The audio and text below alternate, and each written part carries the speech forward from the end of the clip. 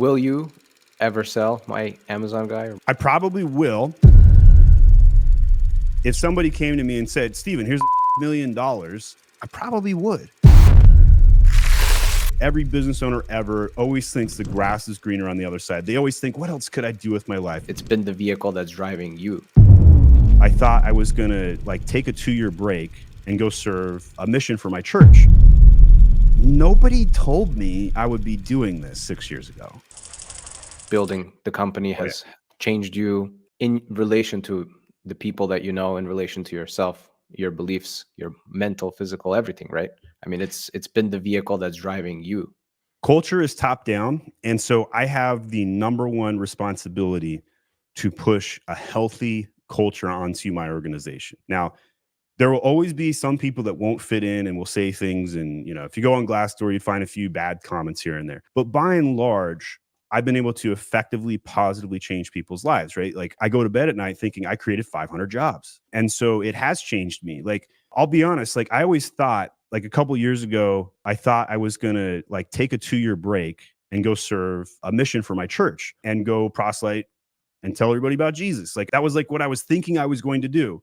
And then I couldn't do that. I wasn't able to access that. And so I was like, I won't tell you why, because it's a little personal, but I couldn't get access to that. And I was like, frick, then what am I going to do instead? And then it dawned on me, serve my people, right? As basic and as easy as it is to say that now, at the time it was enlightening, right? You hear people like Gary Vee talk all the time about just love your people, serve your people. I drank a little bit of that Kool-Aid in the last couple of years. And the conversations at my company changed, right? I talked to some people, I've had a really dramatic impact on their health. I helped one guy cure his diabetes. I told him I was going to fire him unless he shaped up, which prompted him to go to the doctor. And then he found out he had diabetes. And I said, why don't you lose some weight, sir? And he lost 100 pounds. And obviously he did all the hard work. Let's be clear. But I was there for him during that process. I had intimate conversations with many people in my organization at all levels. Any topic you imagine, I've probably had it with my people. Some of them like it, some don't. But I influence it nonetheless. And I get to instigate change. So when I was in college, I was a debater on scholarship at Weber State University. And I love debating. You could give me AF Neg right now on any topic. I'd probably have fun debating you. But I will tell you right now, I don't think I ever persuaded anybody to change their behavior. If I went back to school right now, I would go back to learn how to persuade. So the last 6 years of my life is basically the hardest school of knocks I've ever had to do to learn how to instigate behavior changes, to persuade people to do things that are in their own best interest, to convince them to do things I want them to do. At the end of the day, I could be like, if you don't do this, I'll fire you. I could do that. But I prefer to show them here's the light. You want this light? Cool. I'm a caveman with fire. You want my fire? No problem. Here, let me show you how to light it. And then to watch them take their fire and then go and do their own thing and be their own caveman society and build their own bedrock up. That's amazing. Epically amazing. That's being in service, back to that thing, right? Pushing people beyond that limit that they set for themselves and being the one to say, I want you to move a little bit further and giving them that support. Sometimes being in service is a hard thing to do because it forces you to have those hard conversations. Sometimes people don't really want to hear, but you're the one to say it. So it's you're the bad guy for a minute, right? Being a father of 5, something about being the bad guy, right? With love, though. Will you ever sell my Amazon guy or my agency guy or any of that? I probably will, but I don't need to, right? So I'm building it to hold, right? I would love to know how much I'm worth, truth be told. I would love for somebody to be like, oh, Steven, you're worth $100 million or whatever it might be.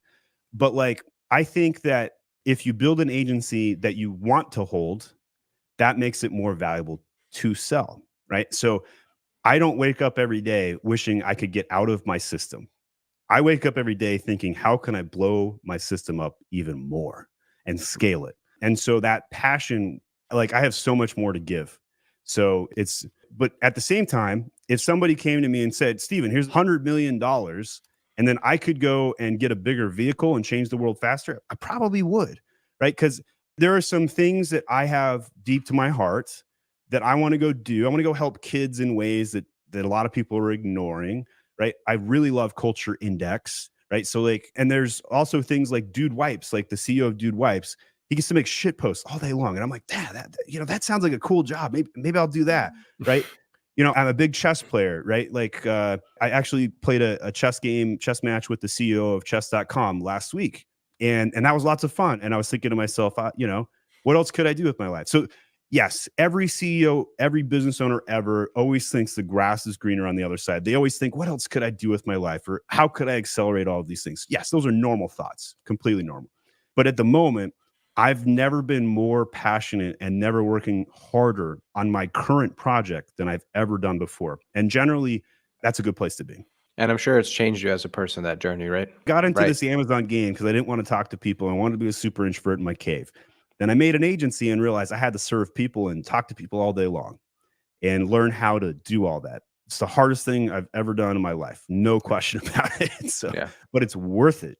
I love system building. It's just all problems at an agency are always people-based every single time, all day long, people problems. And, like in the last 6 weeks, we've had 6 people that have lost a parent. I've had to send flowers every single week. And it's really sad. I'll sidestep some personal thoughts I have on, I think there's too much death right now and I have beliefs on that. But instead, I'll just say this, like, I think it's very affected the culture and the people I'm working with to see the deaths and the losses and to be able to have some intimate conversations about the meaning of life and that families are forever and to be there for people in their hardest time. Like, if I lost my father right now, it would devastate me. Right. And so nobody told me I would be doing this 6 years ago. Right. Nobody. School didn't teach me this. My mentors didn't teach me this. Nobody understands what it's like to be an entrepreneur until you're in this like that.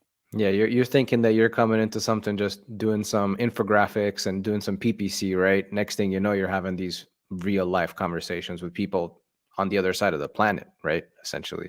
And it's more valuable, more effective, more results. You have Yep. to get through the people problems to actually solve PPC and SEO and design and catalog every day. Great. Thank you for all that insight, Stephen. I appreciate it. Pleasure. Final note, I know you have some SOPs, right, available if anybody wants them. Yeah, so 2 SOP programs we have. If you're an Amazon brand, you can purchase them at myamazonguy.com/SOP. 550 SOPs, how to run everything. Agencies will also find this valuable because if you don't have SOPs at your agency and you want to know how to crack that catalog error code, we have an SOP on it. And then second, we have agency SOP specific. And this is part of our My Agency Guy brand, which is at myguy.agency. And those are SOPs on operations, hiring, recruiting. And then we also have a more expensive program for acquisition.